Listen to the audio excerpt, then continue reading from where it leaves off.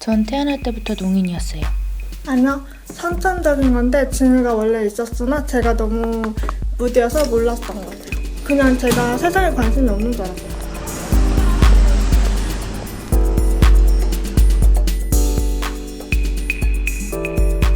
다른 사람들 처음 만나면 꼭 성격이나 그리고 외모 그리고 어떤 행동 다 보잖아요. 근데 제가 가장 치명적인 것은 이상소통이라서 아무래도 사람들이랑 마음 통하려면은 이상소통이 필요한데 제가 청각장애인이라는 거 알면은 이상소통 좀 피하지 않을까 그런 두려움이 있어요. 내가 친해지고 싶으면 먼저 가는 편이라 유서를 많이 갖고 있잖아요. 근데 단지 제가 농인들 때문에 도움을 청하면은 항상 두 가지 반응이에요. 좀 냉담하거나 아니면은 지나친 도움. 청각장애에 대한 좀 무관심 그런 거 있을 것 같아요. 좀 두려움 느끼죠. 제가 호주 가기 전에는 한국에서 중학교 1학년까지 살았어요. 근데 그때는 제가 굉장히 소심했어요. 그래서 다른 사람 먼저 말 걸어도 제가 내가 이 말이 무슨 말인지 못 알아듣고 내가 엉뚱한 대답하거나 아니면 내 말이 아예 못하면 어쩌지 이런 두려움 때문에 말을 못했어요. 근데 호주에 갔을 때는 제가 도움이 필요한데 망설이면서 말을 못하고 있으면은 먼저 눈치를 채고 와서 내가 어떻게 도와줄까 이렇게 물어보는데 그런 사람들 덕분에 좀 소심한 거에서 좀 벗어난 것 같아요. 고등학교 2학년 때 시짝꿍이 생겼는데 전 그냥 고개를 숙여서 공부만 하고 있었죠. 근데 그 수업이 끝나고 나서 친구들이 저한테 와서 근데 너 짝꿍이 너한테 인사를 했는데 너가 무시를 해서 짝꿍이 되게 무안해한다 그렇게 얘기를 하는 거예요. 근데 저는 몰랐는데 그렇게 듣고 나니까 미안하더라고요. 저는 아예 그래서 처음 만날 때부터 제가 청각장애이니까 잘 못 듣는 때가 많다. 그래서 혹시라도 오해를 하지 말아달라고 그렇게 먼저 얘기를 하는 편이에요. 대부분의 한국 부모님들은 그렇게 하세요. 애가 안 들린다. 청각장애가 있다. 언어 치료부터 쓰다. 언어 치료부터 쓰다. 왜? 나랑 소통해야 되니까. 애기가 나한테 맞춰줘야 된다고 이렇게 생각하시거든요. 그래서 저는 그거를 보면서 자라서 그런지 소리가 진짜 중요하구나. 소리가 없으면 헬렌 켈러도 그렇게 말하는 게 있었는데 시각장애는 세상과의 단절을 의미하지만 청각장애는 사람과의 단절을 의미한다. 이렇게 말하는 게 너무 와닿았어요. 정말. 소리가 없으면 사람이랑 연결될 수 없다고 생각을 해요. 태어날 때부터 그랬어요. 선천적으로. 3살 때 발견해서 병원에 가서 청각장애 4개월이라는 진단을 받았어요.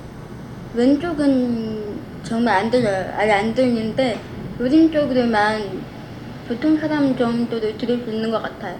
아 맞다. 고음은 못 들어요. 고음. 예를 들면 노래할 때 아이유 3단 고음 이런 거 있잖아. 그런 것도 못 듣고 피아노 건반 칠 때 끝부분에 있는 그쪽도 못 듣고 사람들이 인구 와우나 고창대 쓸 때 뭐 무조건 다 들릴 수 있겠다라는 거 그것도 좀 오해가 많이 받아요. 근데 그건 좀 아니거든요. 사람들이 판단하기가 어렵게 들리는 사람도 많아요. 청각 2급이다 보니까 인구 와우 빼면 둘 다 아예 안 들려요. 하나도 안 들려요.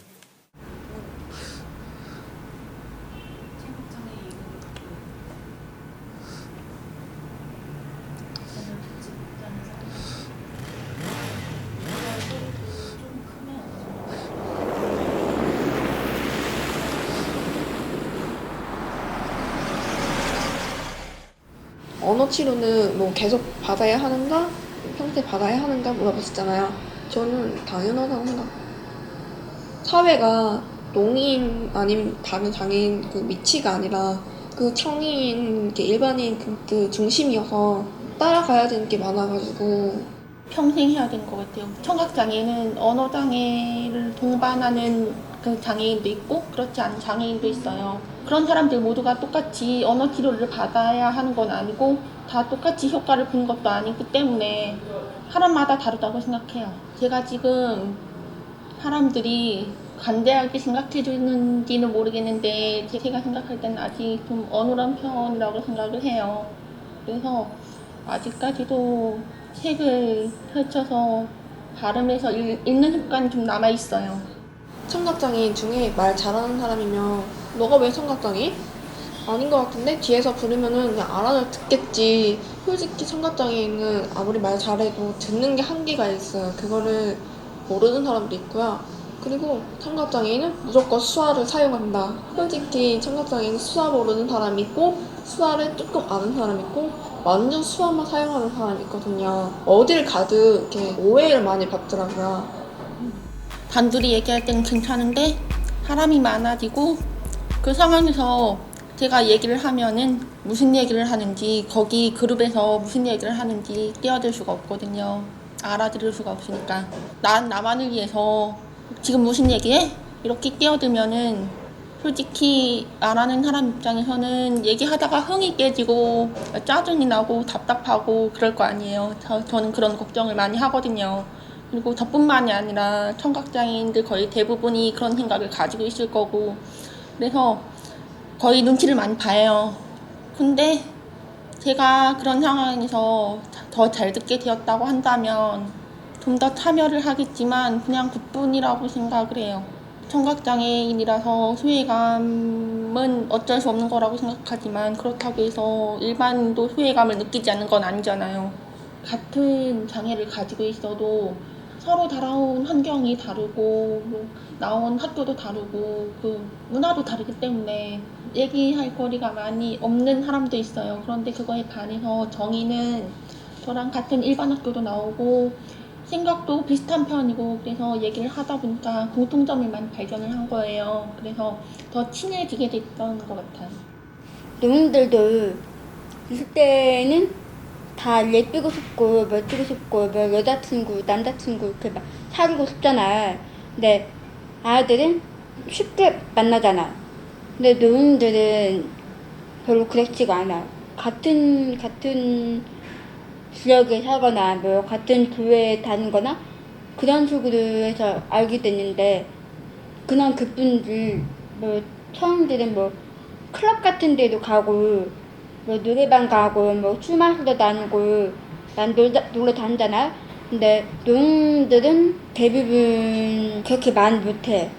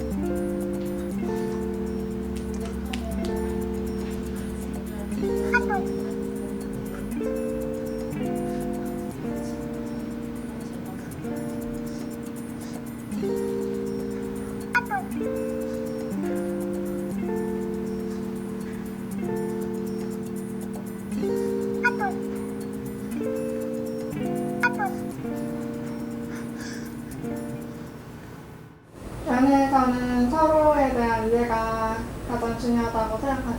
비장애인들끼리 연애를 하더라도 서로에 대한 이해가 없으면 매일매일 다투게 되고 만약에 내가 어디를 간다 이러는데 내가 그걸 이해 못해주면 그런 관계가 끝나는 거잖아요. 그래서 꼭 장애가 있는지 없는지를 떠나서 연애에서 가장 중요한 거는 서로에 대한 이해가 가장 중요하다고 생각해요. 원래는 대화 안 했어요. 그냥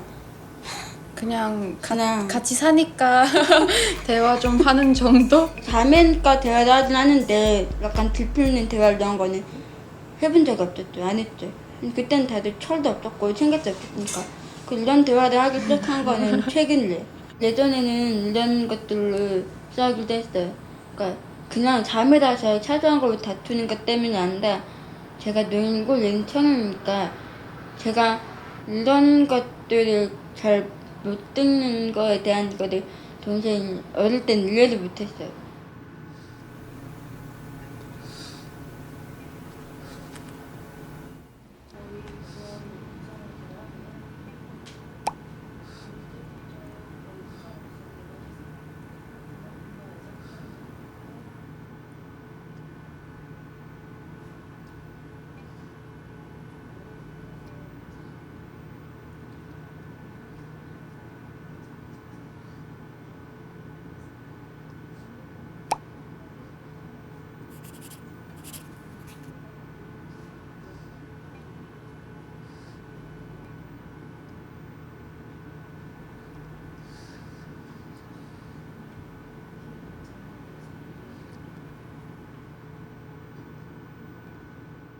제가 장애를 알게 된 후부터 더 잘 통했는데 보청기 할 때 처음에 끼면 엄청 답답하거든요. 이 몰드라고 귀 속에 들어가는 부분이 있는데 이 부분을 처음에 저는 너무 가르고 미치겠는 거예요. 그래서 야 이거 너무 답답하다 이 동생한테 말했더니 그게 바로 내가 지금까지 커가면서 느꼈던 이런 게 이 답답함이 그 답답함이라고. 그래서 그때 처음으로 동생의 답답함을 같이 느끼고 아 맞아 이게 이랬었구나. 예전에 저는 성인의 입장이었지만 동생이 노인이어서 집에 정해놓은 규칙이 있어요. 홈사인이라고도 하는데요. 어렸을 때 부모님들은 애기들이 일찍 자기를 원하니까 9시? 10시만 되면은 집에 불을 다 꺼요. 그러면 우리는 동생이 안 들리니까 대화를 할 수가 없잖아요. 밖에 창문을 열어놓고 달빛을 보면서 동생이 먼저 저한테 질문을 해요. 음성으로. 동생도 언어 치료를 많이 받아서 음성으로 대화가 가능하거든요. 그래서 언니 내일 아침에 나 7시에 깨워줘? 이렇게 말해요. 그럼 저는 그래서 달빛을 보면서 7시? 이렇게 물어봐요. 7시. 그러면 손가락으로 하나하나 만져서 7시 내가 다시 물어본다는 걸 확인하면은 라고 얘기를 하거나 아니면은 부모님이 그때 옆방에서 잘하고 시끄럽다고 하시면 동생도 손으로 이렇게 하면 또 제가 이걸 만져서 오케이 그러면은 내일 아침 7시에 제가 알람을 듣고 동생을 깨우는 거예요. 이런 식으로 집에서 밤에 부모님 몰래 동생이랑 둘이 대화를 많이 했었어요. 제가 5살 때부터 보청기를 착용하고 있었는데 오빠도 어리고 저도 어렸기 때문에 서로 이해를 하지 못했어요. 오빠는 보청기를 꼈는데도 왜 알아듣지 못해? 라고 했어요. 그 말에 서운했던 기억을 가지고 있었어요. 그 당시에는 그냥 혼자 참았어요. 서로에 대해서 오해가 많이 생겼었는데 그걸 해결했던 계기가 제가 오빠 방 청소를 하다가 오빠의 수첩을 우연히 본 적이 있었어요. 그때 그 수첩을 보고 많이 울었는데 내가 원하는 것, 소원, 희망 3가지. 첫 번째, 공부 열심히 하기. 두 번째, 내 직장 성공하기. 세 번째, 내 동생 귀 고쳐주기 라고 써있는 걸 보고 펑펑 울었어요.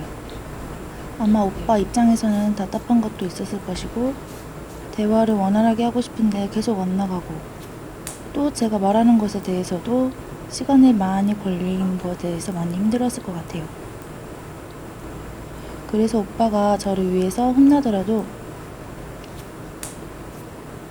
그래 내가 나를 위해서야 내 잘못이구나 하면서 오빠가 나를 위해서 그런 거야 날 사랑하기 때문에 날 혼내는 거야 라고 생각하게 됐어요.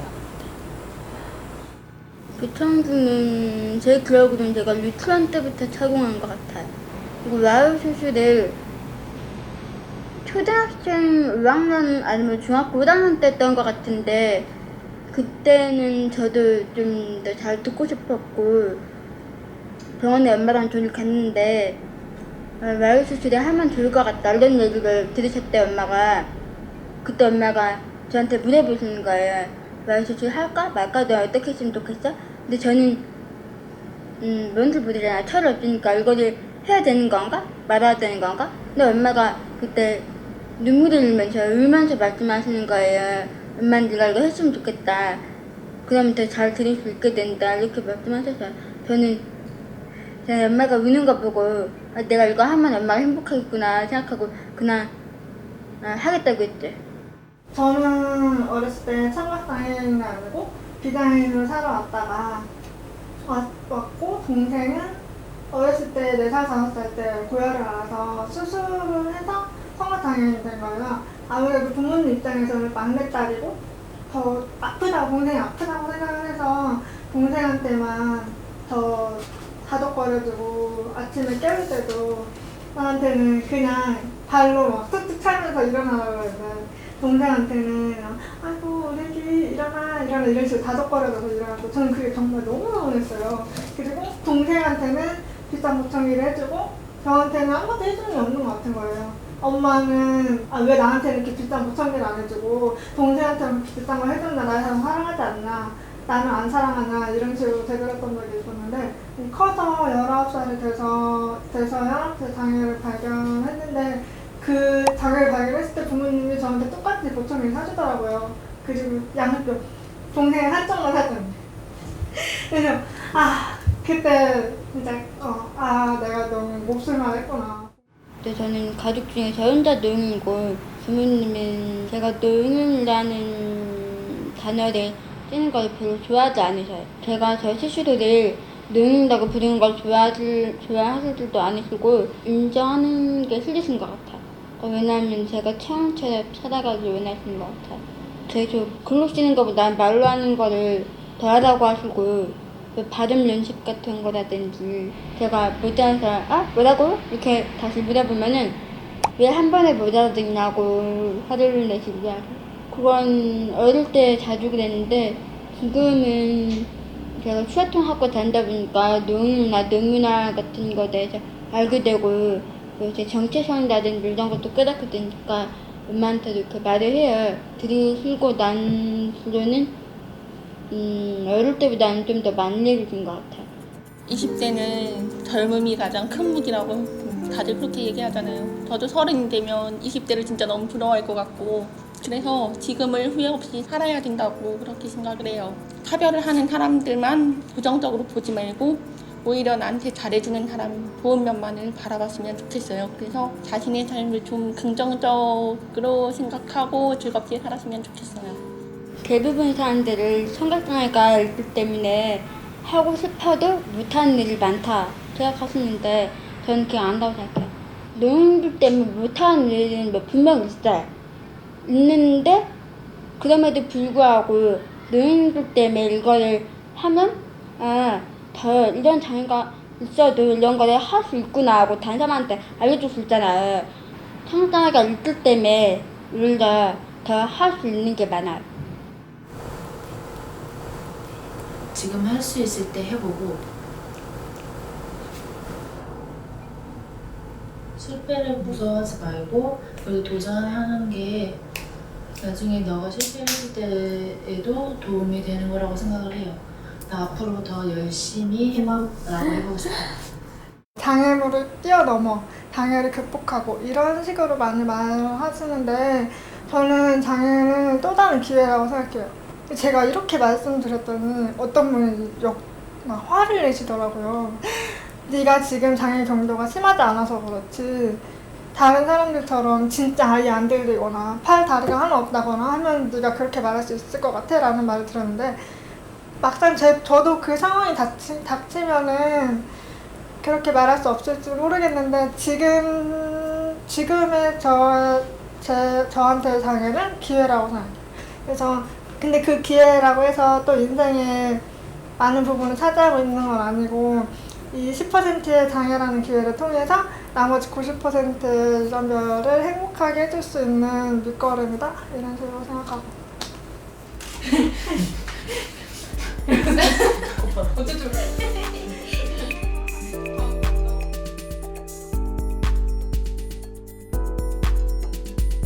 잘못 알고 있는 것보다 모르는 게 되게 많은 것 같았어요. 얘기를 할 때 얼굴 보고 입모양 보고 얘기를 하는 것도 힘들어요. 무슨 말인지 소리가 안 들리니까 그냥 말소리는 들리는데 저처럼 무슨 말인지 알아듣지 못해요. 필담이 있어야 돼. 써주는 거. 무슨 말인지 모르겠어요. 써주세요. 이렇게 하면은 왜 몰라? 봐. 이렇게. 이건 마치 시각장애인한테 봐라고 하는 거랑 똑같은 거예요, 진짜. 청각장애를 가진 자기 형제나 자매나 자녀를 조금 더 이렇게 이해해달라고 말하고 싶어요. 후배인 청각장애인들이 이런 오해를 덜 받아서 덜 상처받기 바라는 마음이거든요. 조금이라도 오해가 줄어들었으면 하는 바람.